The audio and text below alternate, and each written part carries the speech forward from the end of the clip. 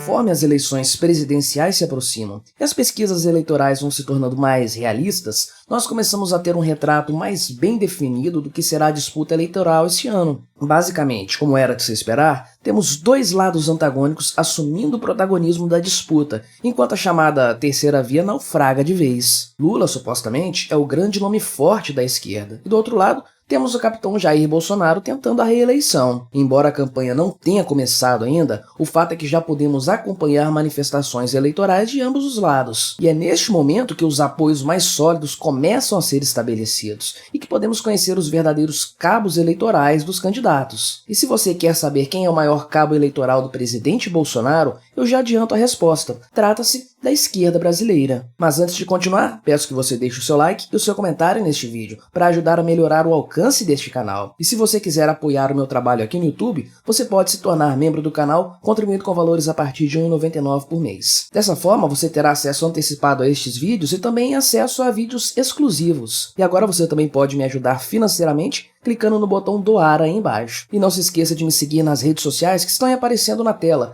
Instagram, Twitter e Telegram, porque eu sempre posto conteúdos diferentes por lá também. Para fundamentar este meu argumento, vamos começar com o maior representante do apoio esquerdista a uma possível vitória do Bolsonaro, Luiz Inácio Molusco da Silva. Não sei se vocês compartilham dessa minha opinião, mas eu tenho percebido que o Lula, cada vez mais, parece determinado a minar suas próprias chances numa possível candidatura à presidência da República. Veja o tipo de coisa que ele tem falado repetidas vezes. Nem mesmo uma possível senilidade, dada sua idade avançada, poderia explicar tantas gafes cometidas pelo Molusco em público. Podemos voltar bastante no tempo, naquelas desastrosas declarações de Lula apoiando Daniel Ortega, o ditador da Nicarágua. Ali, parece que algo já não caminhava bem. Que Lula sempre foi amiguinho de ditadores, isso todos nós sabemos muito bem. Agora, defender publicamente esses ditadores, bem, não parece ser uma boa estratégia política. Mais recentemente, o ex-presidiário tratou logo de falar a respeito de uma possível revogação da reforma trabalhista e do teto de gastos, deixando toda aquela parcela da população brasileira que não é composta por sindicalistas de cabelo em pé. Nos últimos dias, porém, o Molusco decidiu enfiar o pé na jaca de vez. De forma quase caricata, Lula disse que iria acabar com os clubes de tiro no país, citando literalmente o ex-presidente. Se preparem, porque esses clubes de tiros que foram criados vão fechar. Vamos criar clubes de leitura. Em vez de tiros, nós teremos livros. Agora, faça a leitura dessas declarações tendo como contexto a crescente adesão da população brasileira à questão da autoproteção e os revoltantes episódios de pessoas que, ao serem assaltadas, não apresentaram qualquer tipo de reação e que, mesmo assim, foram assassinadas covardemente por bandidos. Me diga, parece uma boa estratégia política atacar a questão do armamento civil de forma tão grosseira? E para coroar o chorume verbal do ex-Molusco, não poderia faltar uma declaração bizarra e desastrada a respeito da guerra na Ucrânia. Ao falar do presidente Zelensky, Lula afirmou que o comportamento dele é um comportamento um pouco esquisito, porque parece que ele faz parte de um espetáculo, e que se ele não quisesse a guerra, ele teria negociado um pouco mais. No momento em que um posicionamento ligeiramente pró-Rússia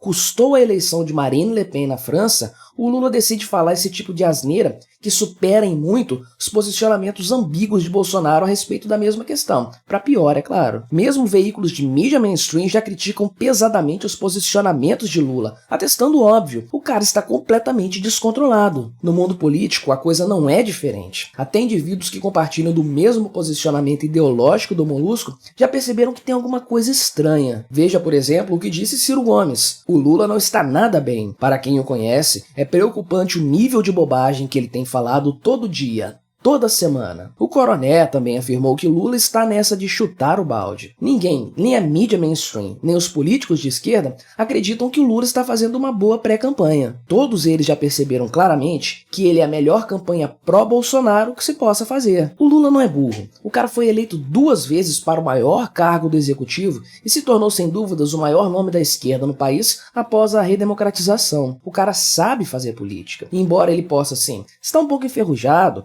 o fato é que mesmo essa inaptidão para lidar com as novas formas de comunicação não explica o fato do cara estar bagunçando tanto a própria campanha. O Lula sabe que um discurso radical não ganha eleições. Afinal de contas, foi justamente aparando a barba e vestindo um terno que ele conseguiu vencer a rejeição popular à sua imagem de guerrilheiro na campanha eleitoral de 2002, conseguindo na sequência 4 vitórias consecutivas na disputa eleitoral. Não, Lula não é tão amador assim. Então, eu acredito que ele está, no fim das contas, forçando uma saída de cena para as eleições desse ano, mas isso é uma questão para outro vídeo. Porém, e como se já não fosse o bastante ter um cara como o Lula queimando o filme da esquerda e melhorando de quebra a imagem de Bolsonaro, outros agentes esquerdistas estão embarcando nessa mesma onda. Pense, por exemplo, em Gleisi Hoffmann, a presidente do PT, ou como ela certamente prefere, presidenta, que além de declarar apoio público às atabalhoadas ideias de revogação da reforma trabalhista e extinção do teto de gastos propagadas por Lula, resolveu também se exceder, dizendo ter vontade de dar um tapa em uma manifestante anti-Lula que a encontrou recentemente num evento em um hotel. Muito cortês essa presidenta, hein? Aliás, esse é um grave problema do PT.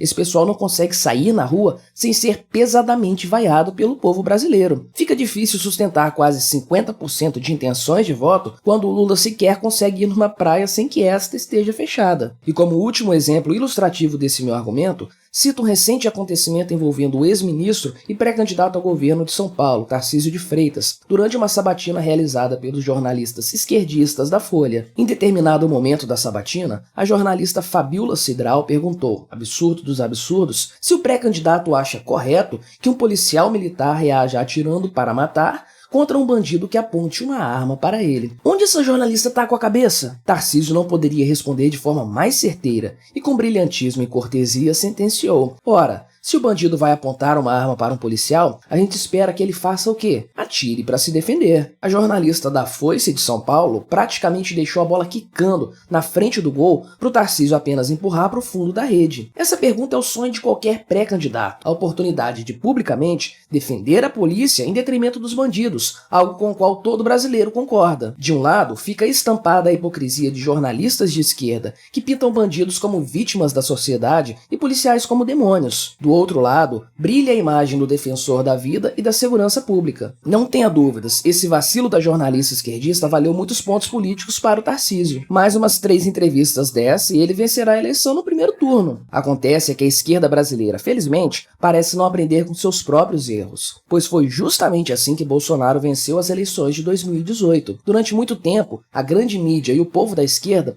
criaram uma narrativa que pintava o capitão como um racista, um machista, um ditador em potencial que queria o fim da ordem democrática vigente. É claro que o tempo demonstrou que esse discurso era mais do que furado, mas já na época das eleições estava muito claro para todos que essa afirmação não passava da calúnia mais vil que se possa imaginar. Fake news de alta qualidade. Sempre que uma nova mentira a respeito do Bolsonaro era contada, lá estava a internet para desmenti-la quase que imediatamente. Em pouco tempo, a grande mídia passou, aos olhos da população em geral, como propagadora de mentiras e de calúnias. E aí ficou a questão, se a grande mídia e os partidões políticos são contra o Bolsonaro, será que ele não seria o melhor candidato para essas eleições? A perseguição injusta que ele sofreu foi o motor de sua campanha, e por muito pouco ele não venceu Fernando Haddad no primeiro turno, humilhando o PT, o PSDB e o MDB juntos nessa história. Agora a coisa parece se repetir. O cenário é diferente, é claro. Bolsonaro não é mais um outsider, ele é o presidente em exercício tentando sua reeleição, mas muita coisa está acontecendo de novo. Desde aquele discurso enfadonho de Bolsonaro genocida,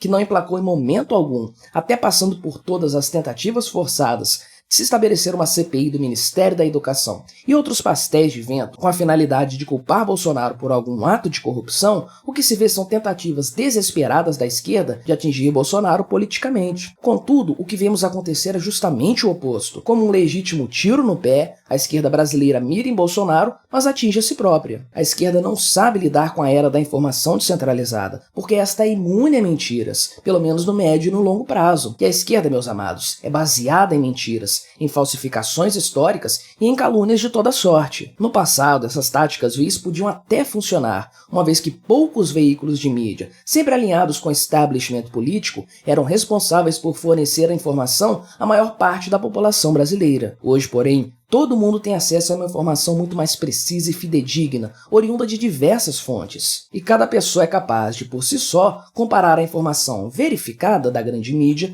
com a informação distribuída por outros produtores de conteúdo, a fim de descobrir dessa forma a verdade e alinhá-la com seus próprios valores. E a esquerda, não tenha dúvidas, é incapaz de lidar com isso. Ninguém conquista mais votos para Jair Bolsonaro do que a própria esquerda. Foi assim em 2018, será assim este ano. Toda vez que Lula e seus seclas abrirem a boca para falar, apenas ouviremos os maiores absurdos e insanidades que darão aos eleitores de Bolsonaro a certeza de que estão no caminho certo, enquanto farão até mesmo indecisos e alinhados à centro-esquerda temerem o retorno do molusco ao poder. Ninguém prejudica mais a imagem da esquerda do que a própria esquerda, e ninguém trabalha mais em favor do atual presidente do que essa mesma esquerda, míope, antiquada, incapaz de aprender com os próprios erros e de enxergar a nova realidade como ela realmente é. Porém, não tendo o que reclamar. É melhor para o Brasil que essa gente fique mesmo longe do poder.